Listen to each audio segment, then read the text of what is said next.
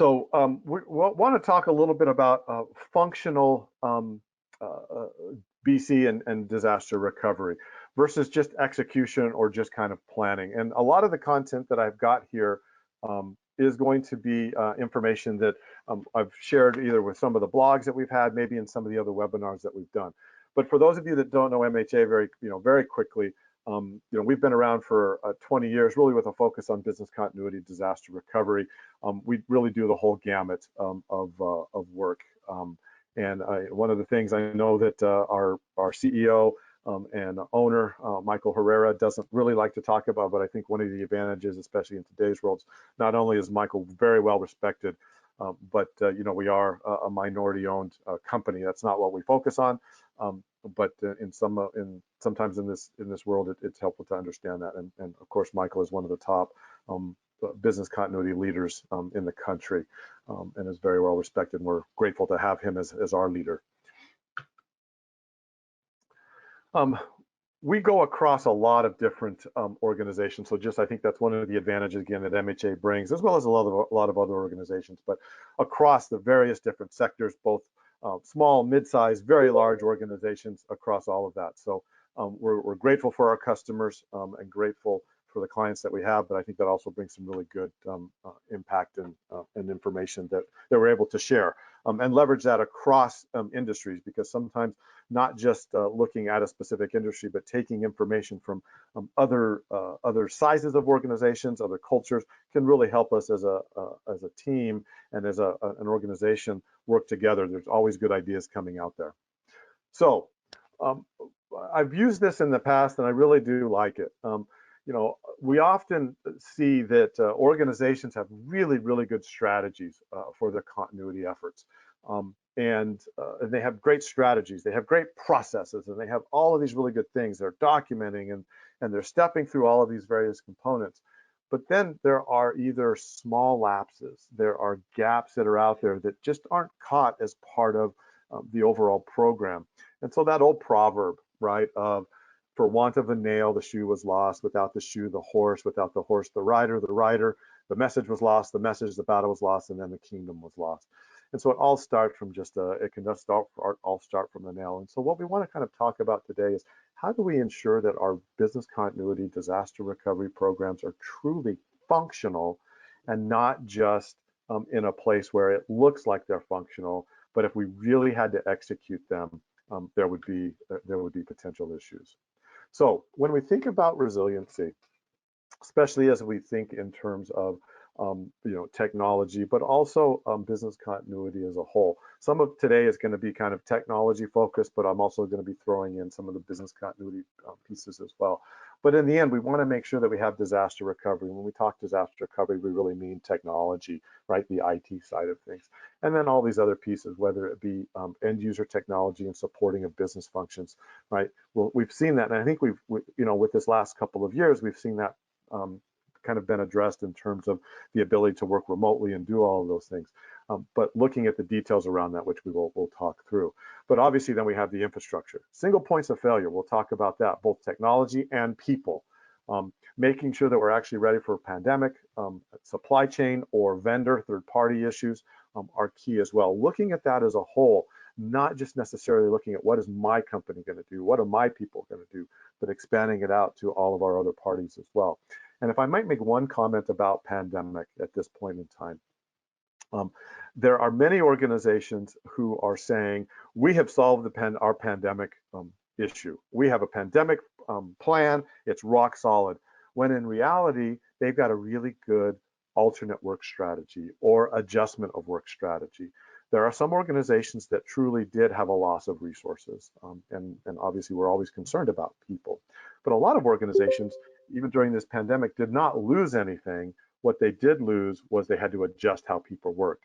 So one of the things that we'll talk a little bit about, and if I don't get to it, I want to emphasize is make sure that you do look at your pandemic plan and that it really is also addressing what happens if you don't have the people to work, not just what happens that we've moved people remote, or we've had to adjust our workspace configuration, or we've had to adjust, how our buildings are structured and how that workflow is versus necessarily losing people. So when we think in terms of this functional capability, one of the things that we always want to be concerned about is what are the risks? And these, we've seen all over the place, which much of what we do is human error. Inevitably, even our technology issues end up being a human error problem. Typically, they're not malicious, they're not intentional, but they are because of human error. And so think about that, whether it's intentional, unintentional. Again, data breaches, ransomware, everybody talks about that. Sometimes I wonder as we talk about that, are we losing our emphasis because it just becomes noise and we hear it so much? But really, ransomware and data breaches are some of the most important things we should be prepared for. Our reputational issues, and then obviously technology. So I'd really like to start with that. I'm going to be that continued chirping. I really would like to talk a little bit about cyber prevention, because when we start thinking about a lot of what's happening in organizations, and to be quite honest, sometimes what we get in these webinars is what you're hearing from us, what we're experiencing. And we're getting a lot of our clients are asking us about cyber prevention. What do we need to do? How do we need to prepare to do that? And so as we all know, right, it's proactive planning, training, monitoring, preventing. But being ready to act when needed, because we all know that it will happen. There will be some level of cyber attack, whether it be a data breach, whether it's a malware, whether it's a cyber event. That would be key. So a couple of trends that are going on here, just so that we understand. Very few organizations are actually fully protected. There isn't as much emphasis on training and exercising around cyber events. There might be some tabletops, and hopefully organizations have kind of SWAT, right? That sweating awareness training. But one of the things that I still continue to hear is we're just as smart as the threat actors. And as soon as I hear that, to be quite honest, not that the people that we have in our organizations are not smart and very capable, but as soon as I hear that, that's a red flag for me. Our security teams think they're as smart or smarter than those threat actors. They're some of the really good folks. So just kind of be concerned about that. When we think in terms of, and also that people are the biggest risk. And so when you think about a functional business continuity preparedness strategy as it relates to cyber, is people. Make sure that people are trained. And I'll talk more about that. But when we think about what you need to be thinking about and working with as business continuity and technology professionals, be asking these questions about, are you looking at a risk-based model? Are you looking at a zero trust model? What about your third-party management, biometrics, physical security? I just actually read a study and an article that even those things that are air-gapped, which means they're isolated from your network to prevent a malware or a ransomware attack from happening, they still happen. And the most frequent, the common thread across all of those is not necessarily a phishing scheme, but is a USB stick that's being plugged into the hardware that's air-gapped. Well, what does that mean? That either means there's an internal problem, there's collusion, or there's been a physical security breach. Somebody's been able to get in and plug that USB into the appropriate place to then allow them to get access to that air-gapped environment. So be aware, even air-gapped environments are being attacked in these days. So if you're in an environment that says, we have air-gapped, our backups are protected, they're air-gapped with our solution, we have this separated network, understand they're still being breached because of the physical security needs that are there. I mentioned security awareness training, and then also just protections for remote workers, and we'll talk even more about that. So people. As we said, 90% of breaches are due to human error. So a good security awareness program is going to help you be functional. If people don't click on something, then that's protecting you, because that's where most of the attacks come in. Somebody makes a mistake and clicks on something. And I've been mentioning this to a lot of my clients. I actually almost clicked on a malicious link. I was working, I was distracted. Something came in that actually looked right, and it was like, oh yeah, I need to deal with that. And just before I clicked, I looked harder and realized, wait a minute, why would they even be asking for that? So even those of us that are cognizant of it can be lulled into a sense of security, or might just be distracted. So really, we want to make sure that people are thinking. Social engineering, testing this. This goes back to functional. You should be testing your capabilities in terms of your functional need. making sure that physical access is understood. We're a pretty trusting people. And so making sure that, if somebody just kind of walks in and is walking around, people shouldn't assume that they have a reason to be there. They should be asking, hey, can we help you? I have a client that I get to get a badge and I get to walk through because I'm a trusted vendor. But even then, most people, if they don't recognize me, even if they see the badge, will ask, hey, who are you working with? Where are you going? Do you need any help? They're not being, they're clearly not trying to be obtrusive, but I can very much tell that the questions they're asking are due just to make sure I should be there, right? They're not asking, why are you here? But, hey, can I help you? Do you know where you're going? Is there anything I can do for you? That just helps people recognize that they see you. From a technology perspective, really make sure that you're using all of these things, right? That they're not just kind of half done. From a multi-factor authentication perspective, making sure that people actually can't download and scan files, making sure encryption is in there, that people are actually changing their passwords and not looking for exception. All of these different things that you see here are key. The security information management, privileged accounts are being used. The only people that need certain access should have it. Rather than opening everything up, really working with your security team and asking these questions. Again, these may not be things that you all have to worry about, but they should be things that you probably are asking as part of your governance piece. Do you have a cyber steering committee? Do you have, are you reviewing the third party their security policies and how it's integrated with you, the hierarchy, physical access, and especially your patching policies as it relates to technology. How many of the servers are out there? If you ask the IT teams, how many of the servers aren't on a normal patching schedule because they either are running a special piece of software that can't be patched, or it hasn't been verified, or it's so old that it can't be patched and it's not being upgraded. Those are all areas that are going to provide you risk, and kind of, I will tell you, it limits your actual functional capability to protect against any kind of cyber.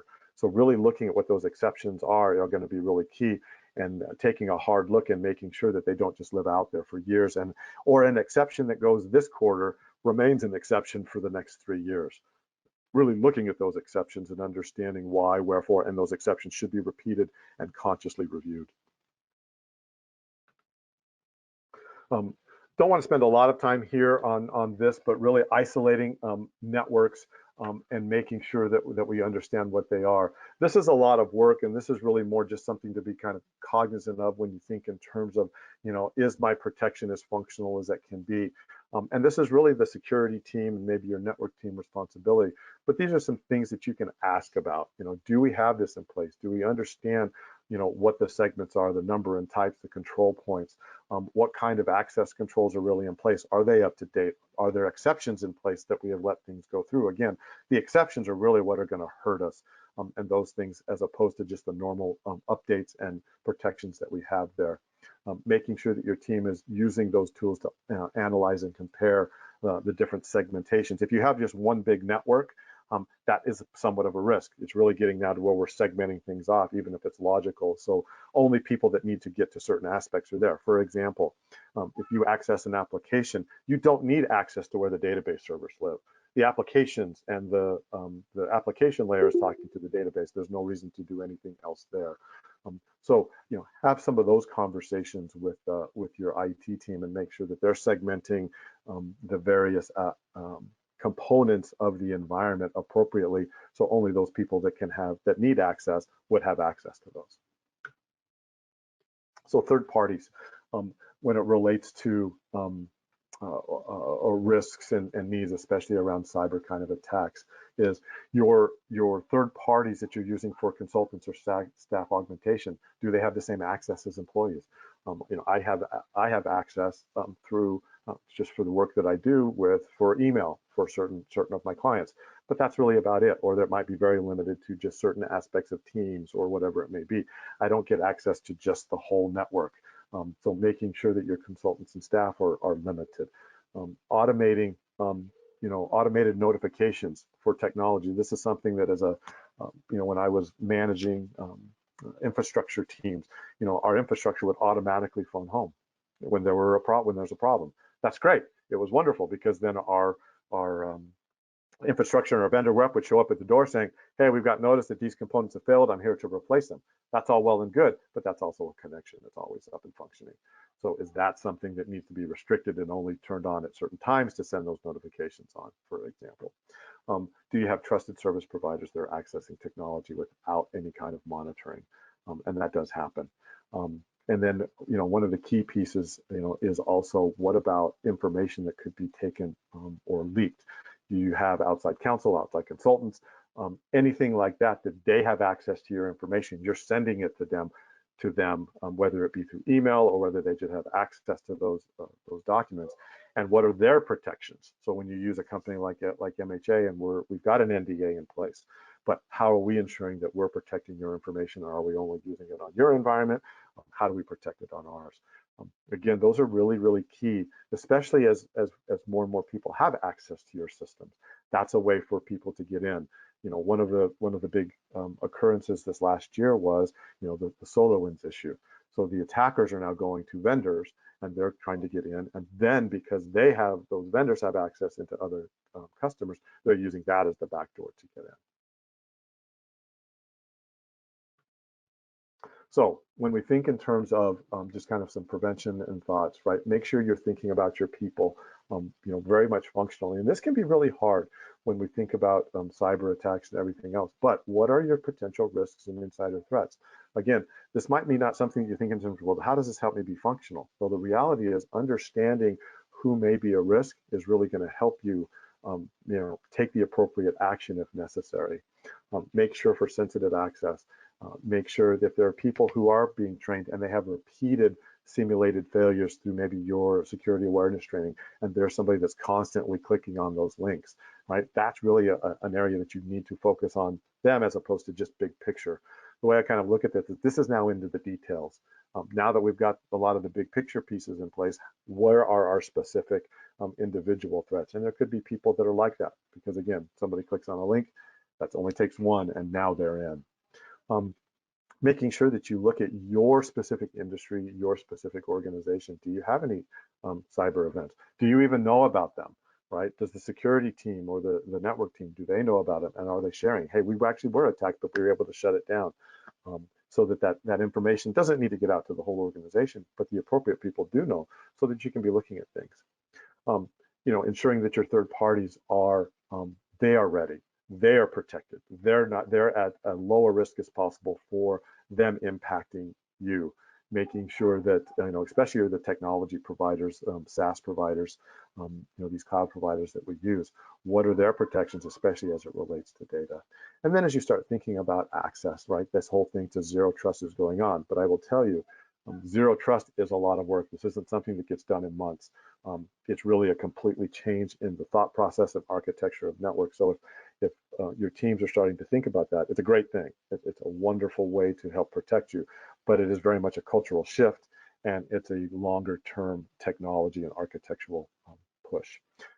Think in terms of physical access to devices. Do you really need to have USB access on your devices? Many organizations are starting to shut that off. There isn't a need anymore, right? Everything is sitting either they're cloud-based document sharing, whether it be through Teams or SharePoint, if you're using the Microsoft 365 or Google. There's very little need to have flash drives or USB drives anymore.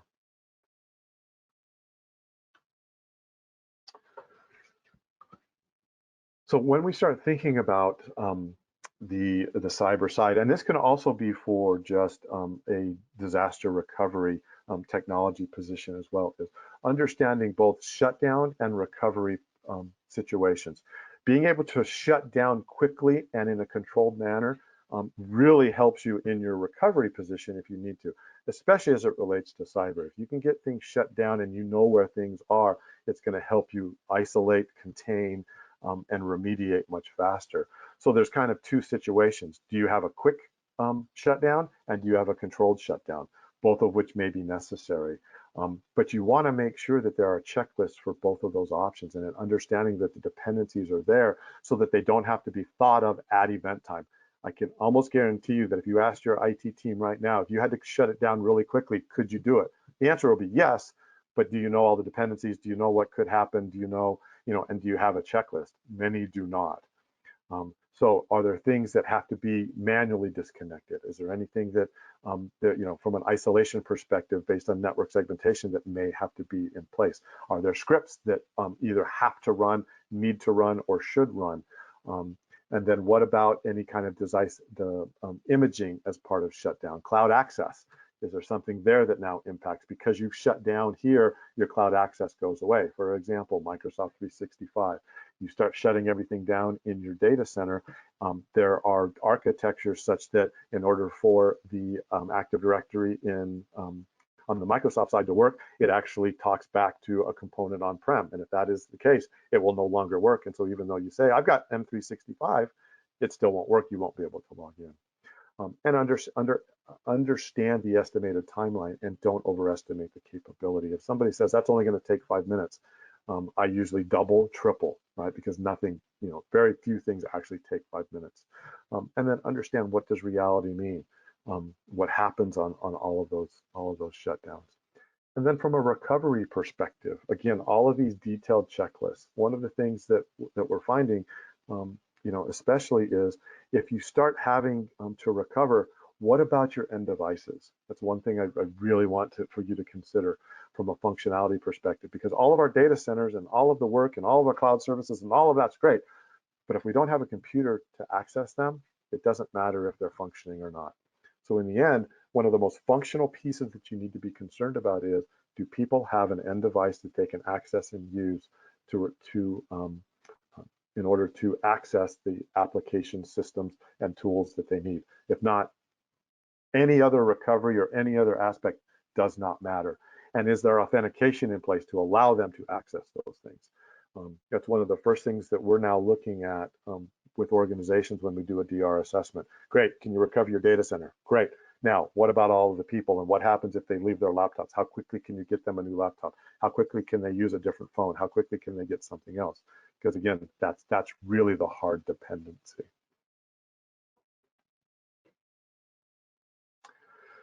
I'm going to pause there for just a second. I don't see anything in the chat, but are there any questions or thoughts around any of that? All right. So this, I'm going to spend a little bit of time on this slide and then kind of run through some of the other pieces that we have, because I think this is one that we have moved away from in business continuity and especially ITDR, and that's manual workarounds and considerations. One of the things that we're seeing, especially in the healthcare industry, but I think it relates to any other industry at all, that should be something that is a concern, but also something as business continuity managers and technology professionals that we're concerned about, is using the cyber, which is kind of why I went through the cyber to begin with, but using the cyber event. If you have a ransomware attack, one of the things that we think about is it only impacts certain applications, and that may be true. And probably in most cases is, and so we have to rebuild or we have to restore that one application. And hopefully we do have protected backups or structures that are in place. However, one thing that the healthcare industry is seeing, and this has happened over the last year to 18 months, there have been very targeted attacks at healthcare organizations from a ransomware perspective. And because of the nature of those attacks and not understanding how bad things are, they were shutting different applications down, restoring them, and then they were starting them back up. But because of the way the malware had infiltrated or infected the environment, as soon as things were coming back up, they were being reinfected. And so what some of these organizations ultimately had to do was they literally shut everything down from a technology perspective. There was no network, there was no data center, there were no phones, there was no Wi-Fi. There was nothing. The only thing that existed was if you had your cell carrier, you could get on your personal cell phone and you could get onto your data network. But there was nothing for those organizations. They were down. And the way we've been talking with one organization is it was back to the 70s when it went to that healthcare organization. Literally everything was on paper, and they had to start from scratch to build everything back up. Thinking about that, what would happen in your organization if you had to do that?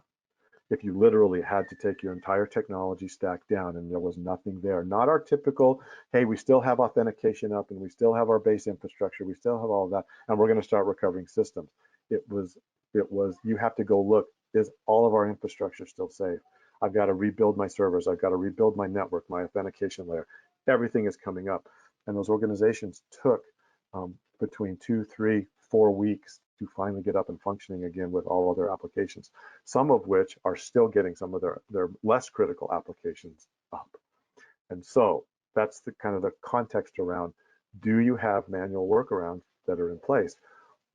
Most organizations don't. When we do BIAs, we say, can you do this manually? No. So our answer is, we'll just wait for the technology to come up.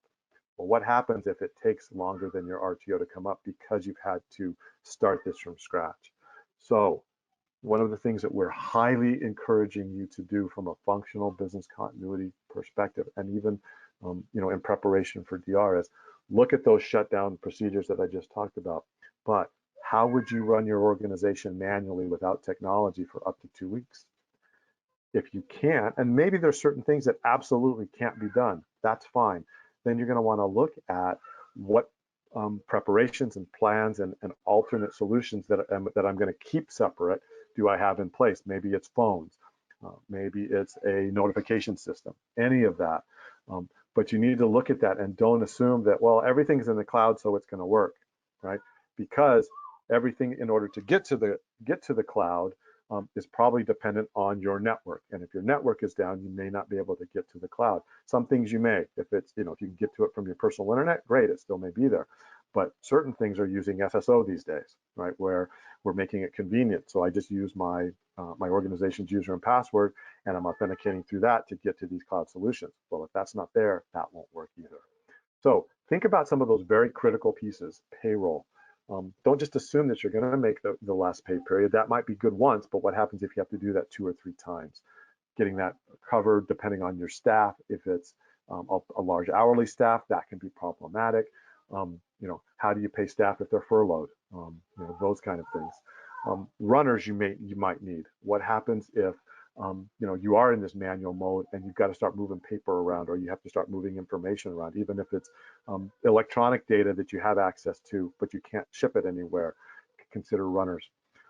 Your alternate working with your third-party vendors. How are you going to do that? The phone calls, is there enough? All of the automation that you've built in, how are you going to work through that?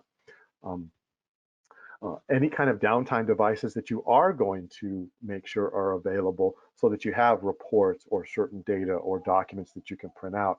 How are those going to be air gapped or protected so that they aren't infected? The worst thing that can happen is we've got these protections in place, then I start looking at them and they're infected as well because they haven't been protected as part of our planning. And then implications to those manual processes, what environments can be functional, what can't. An important note is document the assumptions when you're going into this. What will be available and what won't be available, and be very clear about that. And I would not, and don't just assume that, oh, well, yeah, we'll figure out a way to make it work. Be very clear about what absolutely is needed and what isn't. And then work through the areas that need to address actions. And sometimes it requires some really creative thought, because people are going to say, I can't do it. I have to have the systems. That's where some of us that maybe are a little bit more experienced in life can come back and say, well, this is how we did it 25 years ago before we had some of these systems. Is this even viable? And understanding that it's going to be painful. But one of the analogies I've been hearing is it's a spare tire, and it's not a good spare tire, right? It's the really small donut spare tire that's kind of got a bunch of nicks and it doesn't make it look good, but at least I can drive the car. That's what we're looking for. And in association with that, understanding what are the activation tasks, meaning typically you're going to say something like, we're in a cyber event, we are shutting down our entire environment in 30 minutes. There's action tasks that people are going to need to do while those systems are up. What's the critical information? What are the actions? What are the plans they can do right then in that 30 minutes to be prepared? Have that documented, and then you would roll into your downtime procedures, if you will. Again, healthcare is kind of used to this because they have these downtime procedures and they have all of that. But even then, it's bigger than just that. It's just bigger than their typical downtime that they would run without systems for a few hours. It's a longer term. highly, highly encourage you to start looking at this from your organization's perspective, because you will probably see more and more of these where organizations have had to do it, and if they're not ready, there's a higher risk that they may not ever come out of this. That's my really bummer or negative kind of thought, but hopefully it will give you some thoughts about how you can make that work, because this is really key to being really functional in your overall business continuity, especially around any kind of malware type of event. So a couple things now as we think in terms of what's in place, what isn't in place. Here's my strategy versus am I really functional, right? We think about those nails, right? Work from home. We've solved that. We don't worry too much about that. I think every organization that we have has something in place where people can either work remote or they're going back into a hybrid environment. But one of the things to think about is, again, from more of two things: a cyber risk capability and the ability to get technology back. If the home network is compromised, what's the impact to the company network? Could somebody have a malware sitting on their home computer, and now they've logged in, whether it be through their personal device or through their company device, and that could go through. That's a real key piece. Also, making sure that the remote capability continues to function and continues to expand as necessary. Don't just, hopefully we're not going to be in a position in a year from now or 2 years from now where we start realizing we've atrophied because we did a lot of great work now and we've got all this access in place, but our IT teams have not kept that up, and so a year from now it's in the same state it was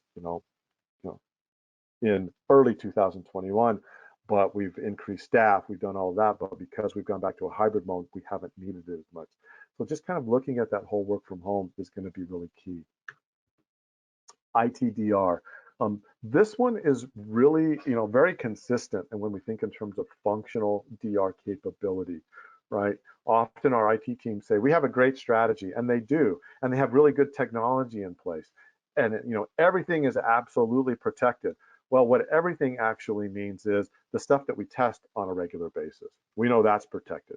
But as we start looking into it, we realize, well, we haven't tested those 25 apps for 3 years, and they're no longer part of replication because there was a cost issue, or somebody didn't realize that they were really needed, or they were never part of the replication that needed to be in place, and so they're only on a backup and restore, but they happen to be a tier 1 or a tier 0 application, and so their RTO doesn't match.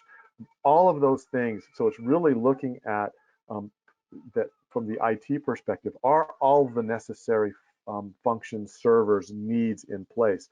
Just met with I've been meeting with organizations, over the last year, and as we look at their DR situations, and we start talking about, well, what about this piece of the environment is out there? Oh, you know what? No, that's an appliance, and that only sits in our primary data center. There's nothing in our alternate data center. So if you lose your primary data center, that doesn't exist over there, right? And it can't be recovered because it's a device that comes from the vendor. Right? Those are the aspects from a real functional capability, just at the server level, that doesn't work, and really needs to be, those hard questions need to be asked, and not just, yeah, don't worry about it, everything's replicated, or everything's protected, or whatever it may be. There's all of these dependent pieces that needs to be there, middleware functions and other pieces that may not be being thought of. I think I talk about exercises later on, and I'll go into that there. So one of the things I like to say really is the technology strategy is great, the solutions are great, but they haven't been fully implemented. Documentation. So I'm gonna kind of give my my probably somewhat controversial statement, and then go in and talk about the other side of my mouth. When we talk about functional capabilities, documentation does not give you a functional capability. Documentation describes what you're going to do. You can have all the documentation in the world, but as I just said on the previous slide, if you don't have all of the servers protected, if you don't have all of the functions identified, if you don't know what the alternate equipment is and you can't use that, the documentation doesn't help you. You still can't execute. So please, as you're looking at your organizations, both on the DR side and the business continuity side, it's much more important to ensure that you could execute something even if you don't have the paper in place or you don't have the documents in place. That's far more important than necessarily having the documentation. Now, that being said, documentation is really important, right? Because that allows us to have made decisions, understand what those decisions are, has all of the details about the execution that we might not remember. I say this all the time. Day-to-day troubleshooting, day-to-day problem solving is not business continuity. Crisis and business continuity response is a completely different animal. The same skill sets might be used, but the things that people do today to solve their problems is not what they're going to do during a crisis.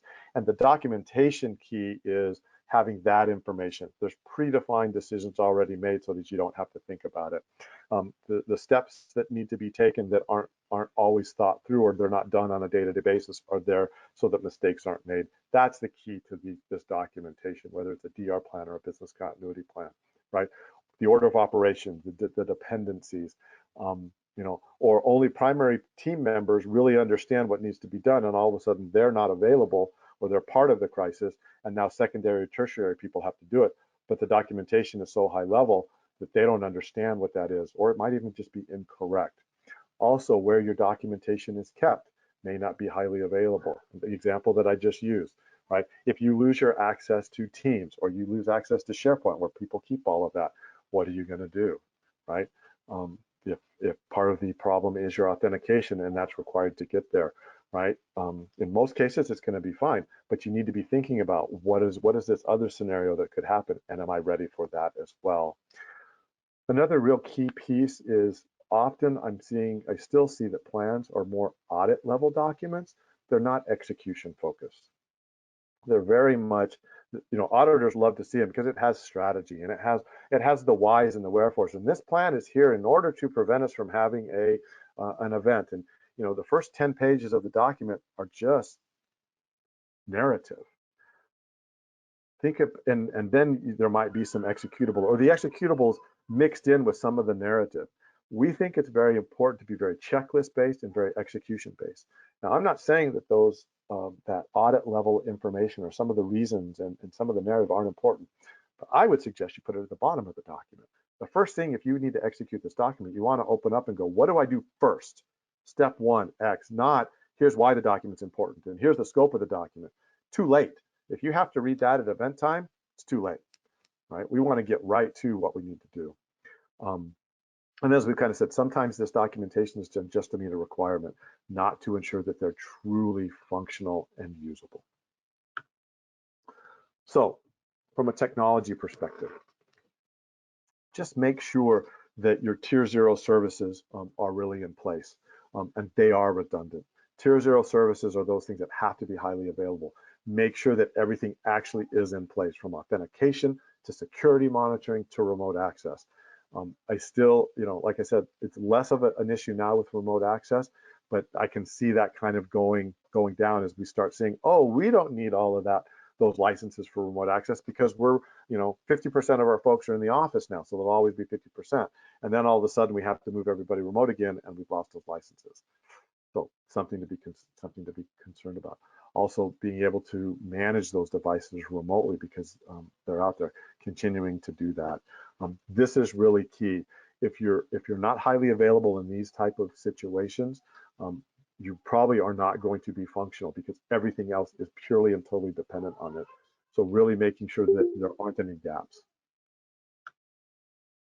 We kind of talked about infrastructure. I'm going to skip through this very quickly, but the businesses really need to be concerned about the business requirements. Don't look at this as a technology solution. Think of this as supporting the business side. How is the business going to work?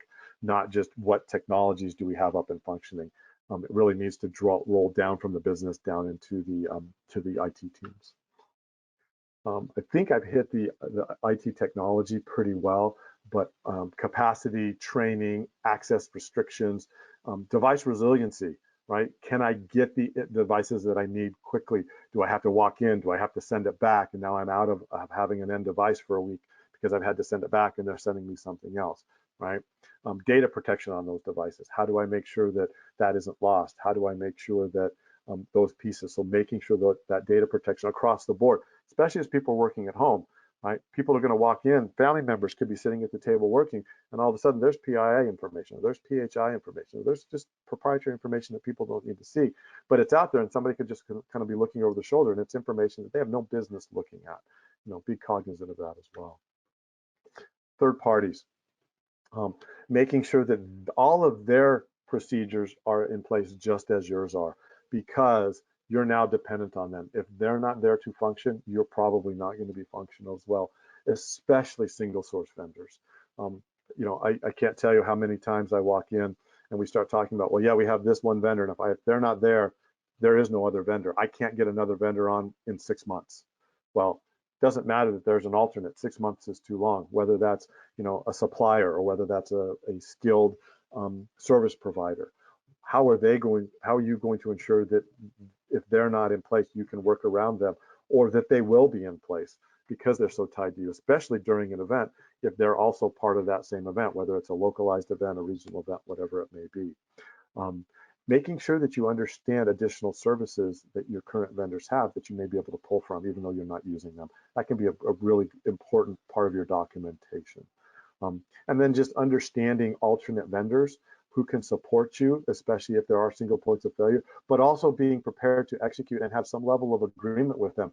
You don't want to wait until the event to say, oh, and now can we get something in place? Do you have an escalated approval process or onboarding process? Or depending on what it is, you may need to at least start sharing information with them so that they're partially prepared to help you. That helps more on the manufacturing side because there might be some overlap, but something to consider there because the ramp up time can be really, really key.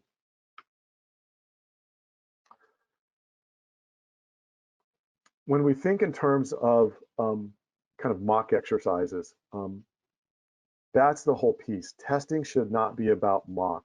Testing should be about real. And as much as your exercises can be is making sure that you're looking at it from a real perspective. What is your actual rebuild scenario? What's going to happen if you really have to do this? You might have to limit the scope just because of time and effort, but don't limit the scope or the execution just so that you can get the test in and say, look how good it is.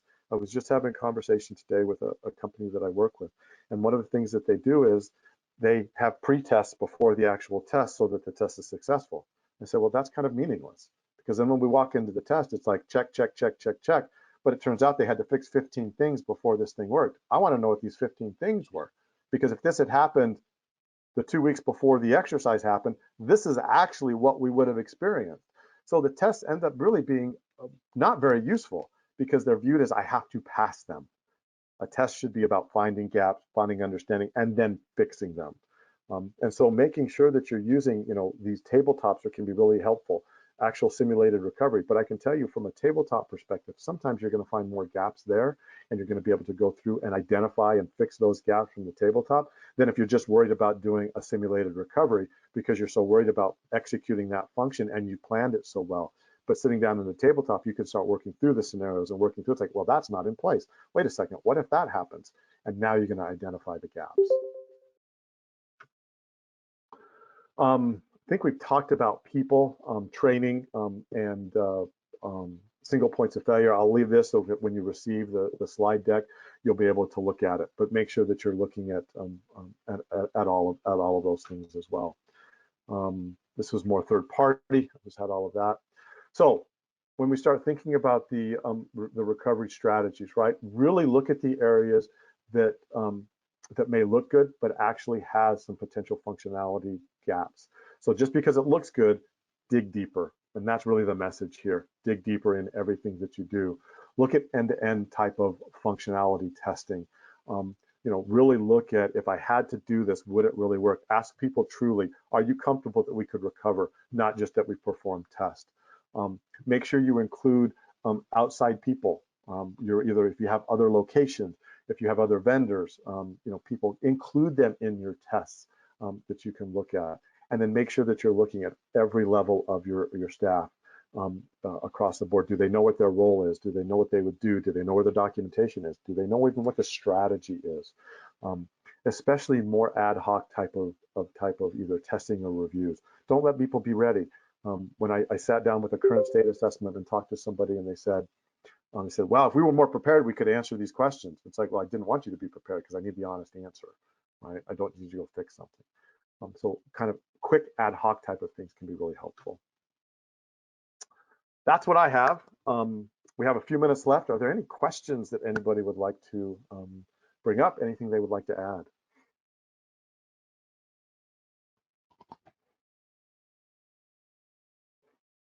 Rich, I had a couple of questions sent to me in the chat, if that's all right. Sure. So someone asked what type of information should be shared with management related to functional preparedness. You could Yeah, I think touch on that. that's a really important. I probably should have added something in here on that. That's a great question. One of the things that we have seen, and I've seen specifically, is when the first time some of our senior management actually hears about the true functional capability, they're shocked.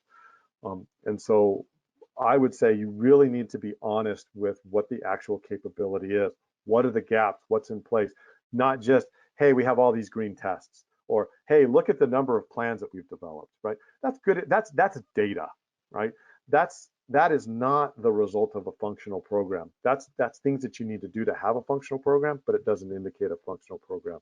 So really going and showing on top of here's all the things that we've done, here's actually what our gaps are. And, quite honestly, senior leadership, if we had to do all of this today, these would be the things that would fail. And I can tell you that will, most leadership will understand that. And it will be a shock at the beginning, but they're smart enough to realize they need to spend the time, and at least they know. So I would really look at, as you find these gaps, share that with senior leadership. Don't necessarily just fix it. Yeah, fix it, don't get me wrong. But as part of your business continuity oversight committee that you might have, or your any kind of leadership summaries that you give, make sure that you include those. Hey, we identified these gaps or these issues in our functional capability, and we're in the middle of fixing them, as opposed to just waiting until the end. Because the last thing that we want to have happen is you have an event and then everybody thinks that, hey, you've been telling me that we're green all these years, and now it falls apart.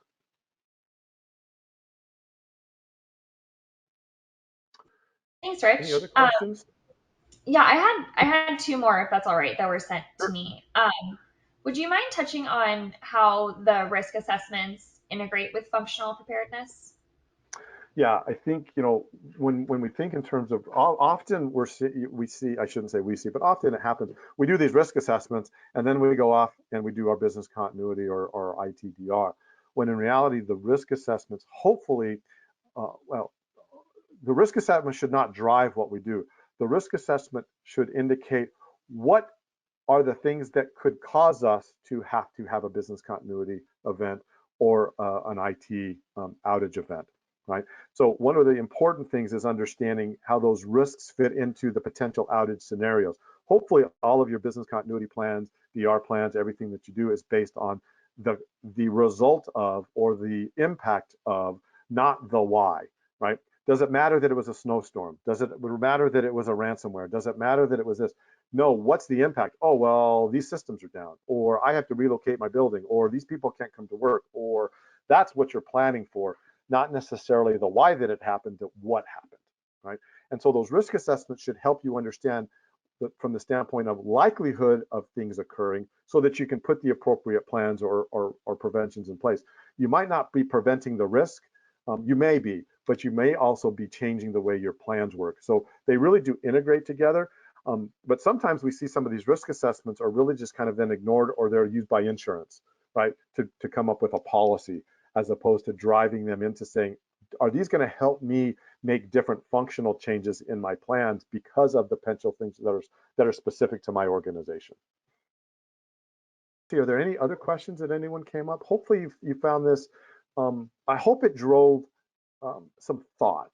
In the end, these are really what these webinars hopefully are to be. Hopefully there's some good information there that you can take, but hopefully drive some thought that you can take to your organizations, cater this, use it so that you can make yourself a much more effective and prepared organization. And again, really functional, not necessarily, all of the other pieces. They're important, and don't get me wrong, all of these other things that we do are very important to get us to a functional state, but sometimes we kind of stop at that. And so really looking at, if it happened, would I really be ready to go, and would my organization really survive? Or would I basically be throwing all of the work that I did and I'd be starting over? So we really appreciate your time.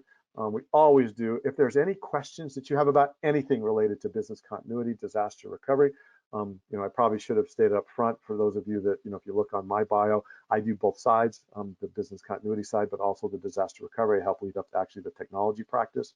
So if you had any questions at all, we are happy to answer your questions, just as part of what we do.